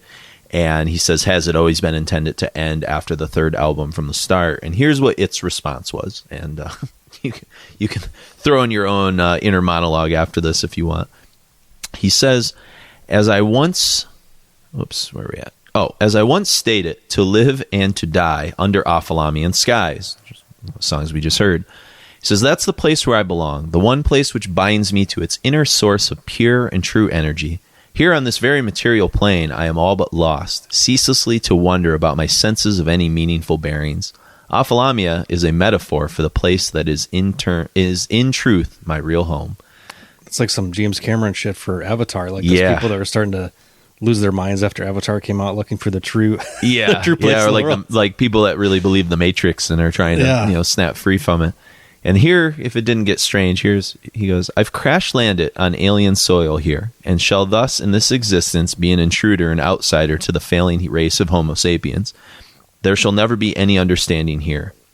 The source of ideas for any further journeys are drawn from a well that has no bottom, no end. I could conjure forth ongoing works on the path of the perpetual wanderer without any hesitations or troubles. Just like the skies of Ophthalamia are endless, so is the pool for its inspiration. There was no intent to make the fifth album, count them again, he says, the last one, not until we actually had come almost through with most of the work, and I ended up being fed up with myself and the scene. You do realize that from my words, in the outro on Dominion. So basically saying there's no more Ophthalamias. and obviously there wouldn't be now because it passed away 2 years ago or a year and a half ago. But it sounds like Scientology. I mean, it sounds like self-helpy. Yeah, it sounds Anthony very Robbins kind of. Yeah, it's a weird thing kind of going on there. So I just, like I said, I thought it was interesting just to get kind of into the state of mind of what it's kind of thinking about. And it's interesting because as he sort of kind of comes off the rails a little bit more, you know, there's a 2-year break here. They re-record A Journey into Darkness. You get Dominion. And Dominion is strange in that, All comes back on vocals, which we mentioned before that he was there for A Long Journey, the re-recording. He's probably my favorite vocalist of the whole. He's pretty. I used to not really care about him that much, but I really like his voice a lot. Yeah, and it's interesting. Jim Berger. Yeah, Jim Berger. Because I mean, you look at where like John Nodvight's vocals on the very first Ophthalamia, all the way to through Legion and then through All, and it's a cool transition. Yeah. And it's cool that you got these three like sort of epic vocals.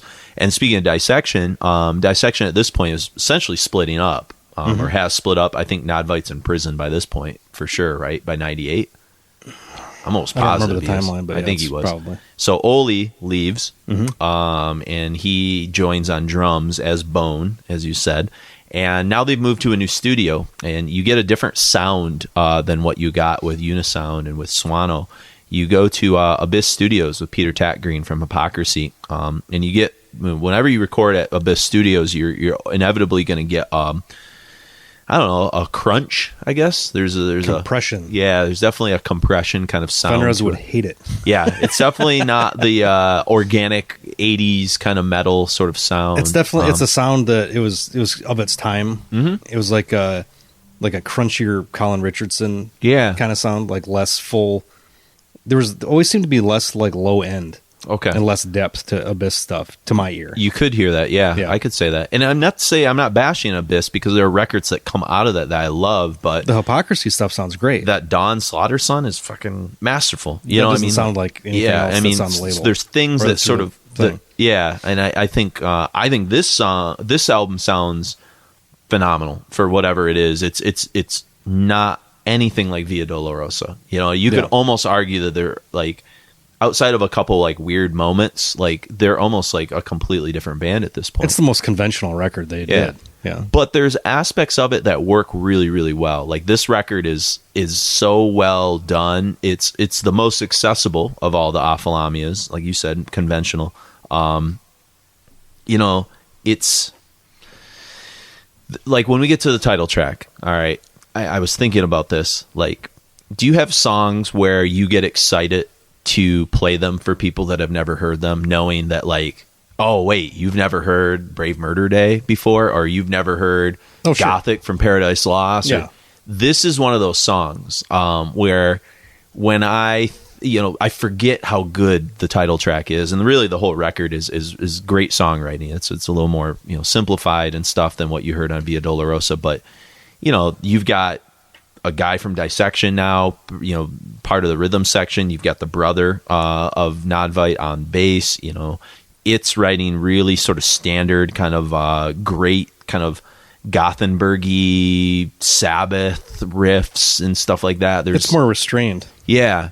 I mean, he's like limiting his. It's like self editing more, I think. Yeah, which is cool. It's good to hear at least one album that's like that. For as interesting as those first two are, it's cool to hear him be able to execute some ideas without so much meandering, and you get some like actual songs on this record, you know, whereas you said before you don't really think of Via Dolorosa as like songs. It's just like one thing moving to another thing, you know. Yeah. Like Dominion itself, the song, or like Final Hour of Joy, or you know, some of these other songs there, you could put them out as like singles, you know. Sure. Almost. I kind of think of like, and I think, was this Abyss Studios? Was Immortal at the Heart of Winter? Mm-hmm. That's Abyss. Yeah. I think of this in that same light. Like when you heard At the Heart of Winter, it took a lot of the chaos out of the Immortals, and it streamlined it in a way where it made it a little bit more digestible, but it still is like a very real Immortal record. It's not selling out, but yet it's like editing its ideas a little bit to make these song structures that are catchy, that just they work on like a different level than say Battles of the North worked. You know, Battles of the North has its own appeal in terms of the chaos that it's sort of bringing, but something about At the Heart of Winter has this warmth to it that... It's also you're bringing a different guitar player. That's true, yeah. I think Demonaz is still credited with writing some of the stuff, but still his, like, Abath's approach to playing is totally different. Yeah. It's not as chaotic, it's more conventional, more power chordy. Sure. That was just like, that's one of those Abyss Studio records that actually sounds... And still, it sounds fantastic. Yeah. I listened to it like a week or so ago. Final Chapter from Hypocrisy. I mean, I think, you know, I know what you're saying, that there was that era when they hit the glut. It seems like everything was pre-programmed, like, come on in, we'll knock it out. I agree. And I think you could see that with any great studio. You know, look at some of like the later Morrisound stuff where it was like almost like, you want the Florida death metal sound? Here it is. You know, like autopilot. The interesting stuff is when the bands were so out there that the producers like were trying to get the essence of that band. Yeah. And then people started saying, I want to sound like that. I was like, okay, come on in. Well, it's already, we punch in the monstrosity sound, you'll sound just like it. Exactly. Great. Yeah. And I remember it might have been in Blood, Fire, Death. I was reading about this where a lot of the black metal bands were very trying consciously to go record at a studio where maybe it was in Decibel, I don't know where I was reading it, but where they were consciously trying to go to a studio with a guy that had no knowledge of how to record metal, because they said that more interesting stuff comes out of that. I think that was that Blood, Fire, Death? Yeah, I don't remember what record they were referencing. I don't remember either, but that sounds real familiar. Yeah. Because I was like, that's a cool idea. And that's like Enslaved, I think, did that on Eld. And yeah, the one guy, he didn't like the drums in that record. I love how fucking great. I love how that sounds. Yeah. And the other, the Immortal Blizzard Beast sounds so fucking weird. It is weird. It's not good, I remember when you turned me onto that record and finally got me to understand Blizzard Beast, and I was like, okay, I could kind of like start to pull some shit out of this. But it sounds like you're in a goddamn tornado. Yeah, it's like it's so it's bizarre. not compressed, but it's like it feels like everything has like a flanger on it. Yeah. Or something. The guitar tone is weird. The drums sound like you're hearing a guy outside play or something. Yeah. But there's a charm to it. For sure. It's different. Yeah. It's different. Yep. And so, again, you get a lot of the Swedish melodic black metal kind of sound on this. You get a lot more kind of Nagelfar, unanimated, Sacramentum. Obviously Dissection's always going to be in the air. It's natural. Yeah. Some of the things Oli does, I noticed it might be on the title track, or maybe it was in the Great Are the Deeds of Death song that we're going to play. He does this thing, and you heard it on Storm of the Light's Bane, when he would do drum fills. He hits this one drum that I only hear him hit. And it's like not a rototom. I don't know, drums better than me, but it's like that boop, boop, boop, boop, boop, boop, like that weird. He does it in that could be a rototoms. They're these tiny little toms that doesn't have a resonant head on the back. It's weird, and I don't hear a lot of drummers using it, but he seems to like go to it sometimes. And usually, when you hit at least when I've seen people play them, I've never actually played on a rototom. It's like a hollow sound. It's a hollow sound, but I think he has 3 of those together, and you hit them. He seems to do like triplets on in each one. Yeah, yeah. That totally sounds like I can hear the drum fill on Storm of Light's Bane, like he does it in this. Well, like on Marduk, when we were gathered. Heaven Shall Burn. Heaven Shall Burn. That's got a very distinct rototom sound. Okay. To the drums. Yeah. And so you hear it not as like forcefully because this record's not as fast as Dissection, but you can kind of hear Oli. It's definitely in his wheelhouse. You know that he kind of leans on it a little bit. Lyrically, it's interesting. It's about Macbeth from Shakespeare. Although the last song on the record, which is like this kind of atmospheric sort of ambient song that it makes reference to is sort of the goodbye song. I forget what it's called. You have Legacy of the True. Yeah, and then some of the Sounds lyrics. like a Manowar song. Yeah, exactly. or Hammerfall, Yeah. Legacy of the King.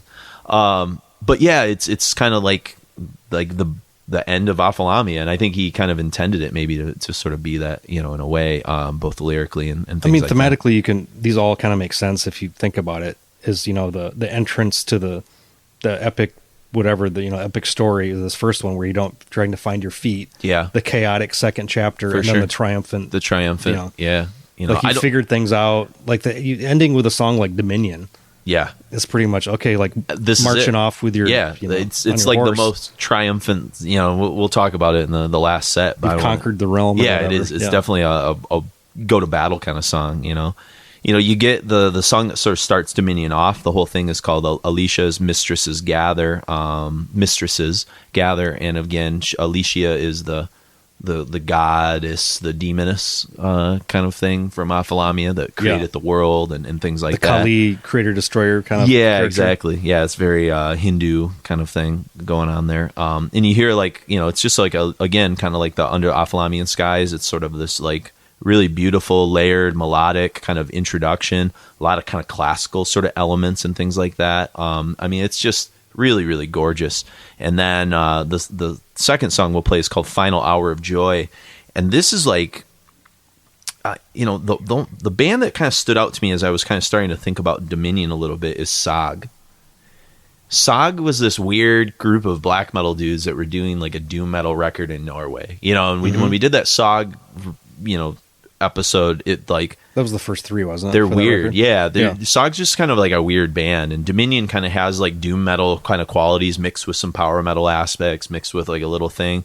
Definitely the Candlemas is there. Yeah, for but sure. like Final Hour Joy sort of opens up with this sort of cathedral down acid bath kind of like pocket groove kind of riff, almost like what Corrosion of Conformity would have done like back on like Blind or something like that. Yeah. Where it's just got that really like it's hitting that like sort of sonic kind of pocket groove that's Sog does a lot, where it's like it's psychedelic, groovy, but yet like bottom heavy cathedral. It's got a down vibe. It's very American sound. For sure. Very American It's riff. real weird, and then like it just kind of takes like some weird left turns throughout the song and stuff like that. You get some kind of black metal sort of elements that sort of bubble in, some prog qualities.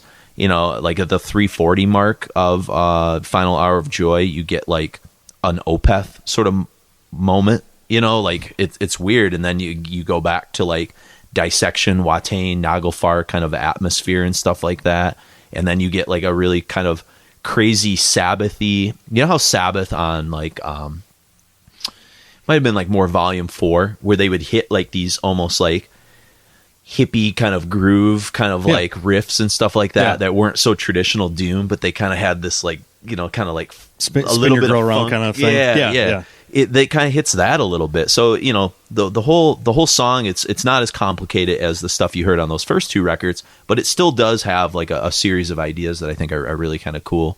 Then we get into Great Are the Deeds of Death, and this is very much like Naglfar Vitra sort of coming through in a lot of ways. Those sort of how those melodies kind of permeate through like the black metalness of it. Unanimated does that sometimes too.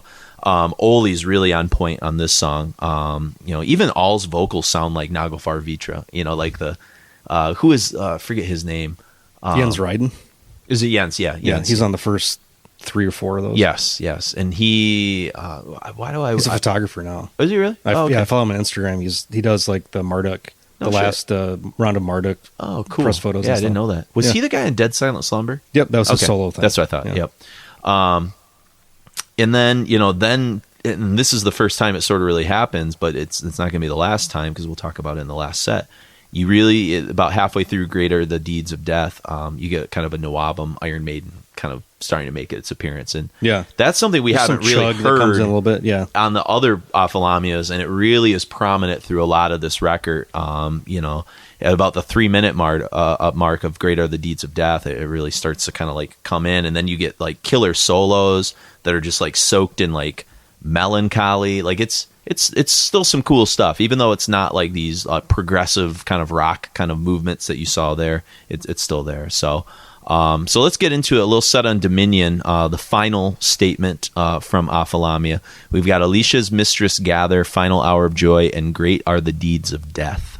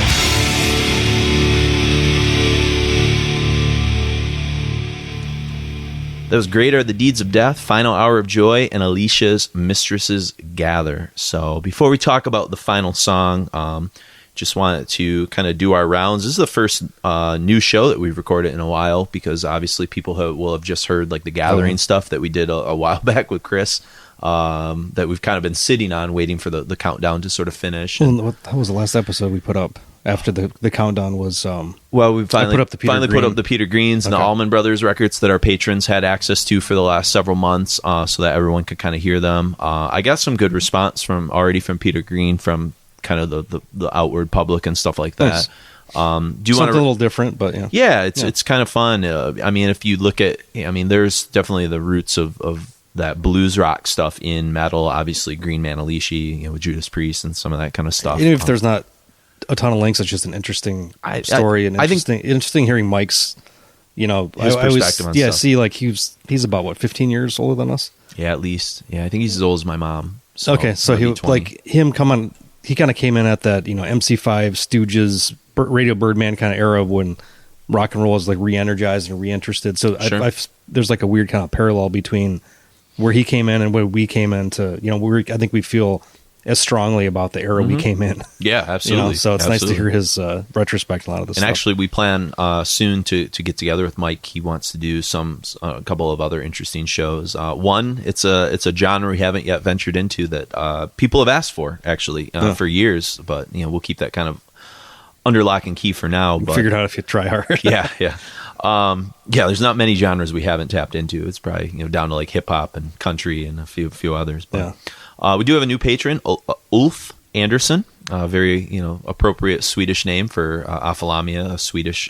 We tend to tease ourselves of doing a lot of Swedish. I don't know if anybody's gone through and seen how many Swedish related podcasts we've done. It's a lot in the entirety of it, but it's got to be at least a third. Probably. Yeah. I would say it's where we go. Yeah. Wagner on Radical Research jokes that they're always talking about like either Voivod or like weird Norwegian experimental black metal. That's like their thing that they tease themselves about, that they're like magnets drawn to it all the time. You got your. We're definitely drawn to Sweden a little bit, So that was zone. It was nice with the countdown to like kind of get away from some of those traditional zones and kind of talk about some other things. But this is probably the most traditional zone, but the most like unconventional band. Yeah. We've talked about it in a while. That's why I was kind of excited to do something that was like very left of center. I kind of threw it out. But to also, Mark. still, it felt like a warm blanket when you put it back. Oh on. yeah. I mean, I just kind of not rediscovered, but reintroduced myself to these guys this year. Because you haven't owned the CDs for quite a while, right?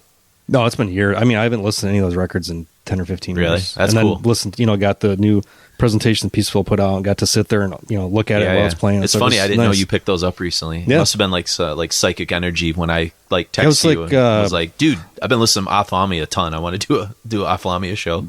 October, November or something. Okay. I think I bought those. Yeah, perfect. It was funny because what kind of got me thinking is Jason Duza, who did a recording for us for the 200th episode. He's the one that one of my former students that does the metal podcast. It was his birthday, and so I tried to like think of like something he wouldn't know from our era that he would kind of dig. So I shared like a couple Ophthalamia videos with him, and he was like, "Dude, what are you doing to me? This is gonna cost some money." Yeah, he must have looked up the prices on what these CDs cost and shit, and so just buy the records; they're cheaper. Yeah, now exactly. So, but like Spotify, the only one they have on it is Dominion. Really? But you can all the stuff you can listen to on YouTube. And, for sure. You can find it. But yeah, so thank you, Ulf Anderson, our patrons. If you'd like to sign up to become a patron, go to patreon.com/Requiem Metal.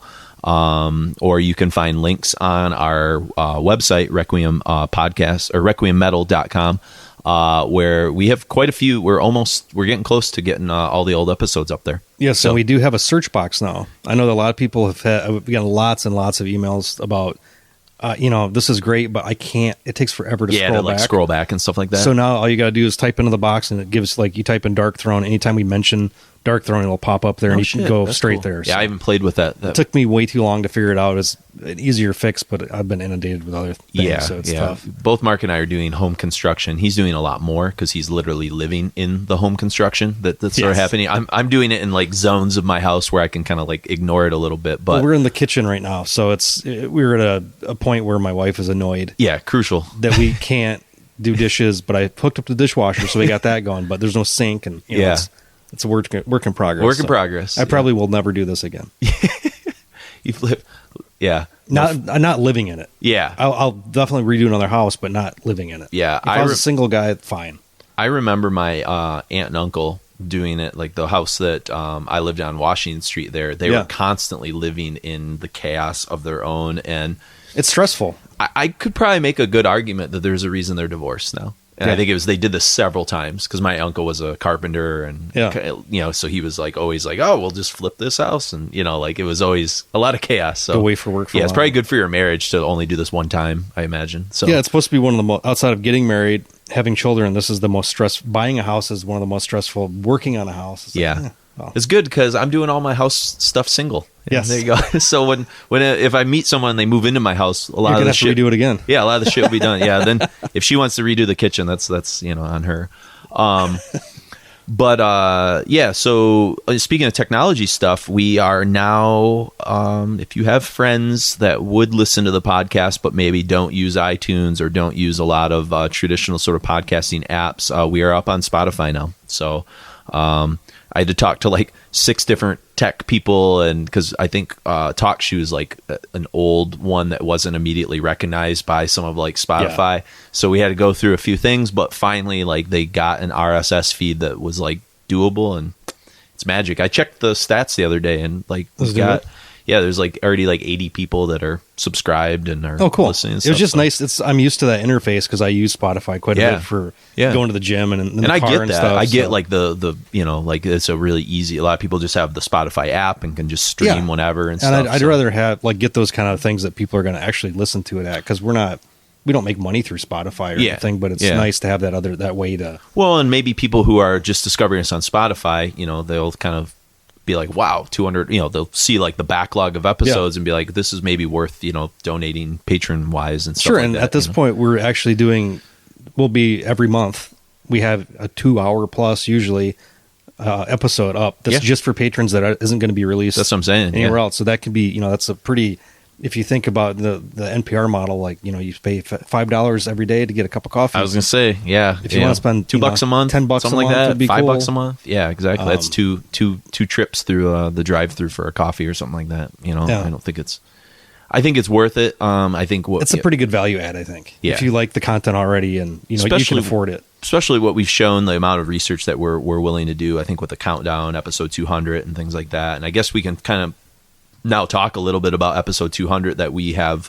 Hopefully you can hear it in this episode. You know, we took on a little more than we could maybe chew at first with the new mics and bringing in Skype and all these different elements. We didn't have really time to test it out. We really should have played with it a little bit more sound quality wise. So we do appreciate your patience. I know some of you, you know, are probably wondering like what's going on with the sound quality and things like that. Or, you know, when I know one guy, you know, it was fun. I can't remember who it was, but one guy emailed me on Facebook and was like, is there any way when I'm working, he's like a janitor, and so he has to put one earbud in.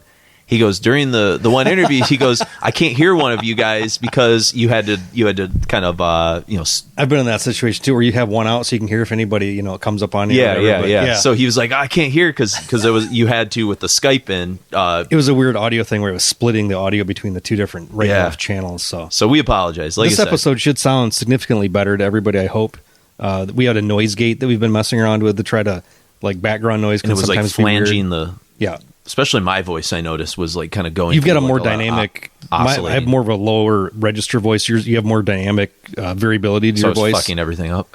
No, so it's tougher. That thing was like attacking you and like leaving me alone. Yeah, mine was an easy signal to deal with, but you had some peaks and valleys. So yep. But this should be I turned it down to the lowest setting, which seems to be okay. I think we got it figured out, you know. So we were so pumped to get those new mics, and then all of a sudden we were like, "Oh shit, what did we just do?" You know. Also, there's a learning curve to all of it, so appreciate your patience. But and again with the Skype and things like that, some of the sound quality interviews, we're going to play around with that a little bit if we do have guests come in and stuff like that. So, but again, we do appreciate like kind of everything that people have done with Patreon.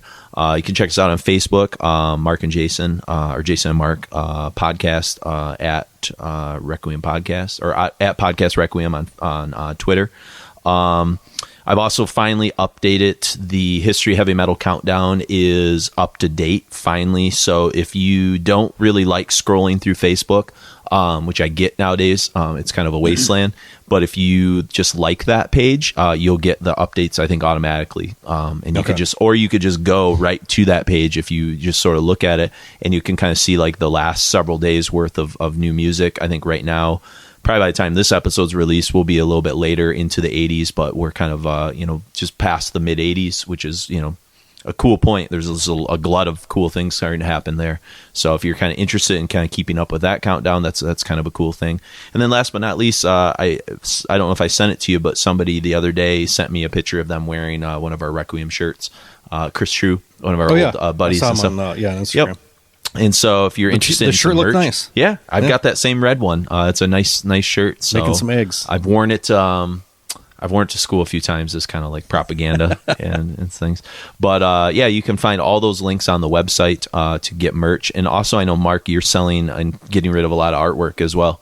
Yeah. If anybody has any interest in, if you just go to, I think you can go to my Facebook page. I'll put the stuff somewhere else too. But there's also a link to it on the website too, right? There's a this is for the store stuff. Most of the stuff I haven't put in the store because just the time. Got it. And this, but I've gone through my flat files and like gone back to 2011 to put up all the stuff I've done: Decibel, Metal Hammer, band stuff, T-shirt designs, all kinds of metal related crap. If there's anything you saw that you liked at some point, you probably shoot me an email and I'll see if I've got it and flip something out. So yeah, for sure. Because that's I have some of Mark's artwork framed on the walls and stuff like that. It's just cool. It's just somebody got a hold of me that really liked the Portal piece I did in 2011 and asked if I still had it. It's an odd one. That was the one I thought I'd never sell. It's the curator in like an old man's lawn while he's watering it. It's like, okay, here you go. Pretty funny. It's boxed up right over there. Ready to mail out. That's good to hear. But yeah, we're always, like I said, I think we're, suffering for your metal, love and stuff like that. And so we appreciate it when you guys do support us. And like I said, we're trying to give back now with the patron, episodes, which at this point, by the time you hear this, you probably will have a few of those of you who are patrons in your wheelhouse. So we're going to end with the title track. And this is, a song, like I was kind of mentioning before, that I get excited when I get to play this song for people for the first time, especially if they only knew like a Via Dolorosa song, which I believe there was a Via Dolorosa song on the Firestarter comp, wasn't there? On that Century Media, I never that had Firestarter that. Camp. Okay, I think there was one. I don't know Is how. that when they're starting to do do Century Black and all that? It might stuff? have been, yeah. Okay. I guess the question that you should ask, that I ask before I play Dominion, is, can you have an Iron Maiden-esque epic power metal mixed with dissection, melodic dissonance, and battery? Because if the answer is yes, then this is the song. It's got all of that sort of happening.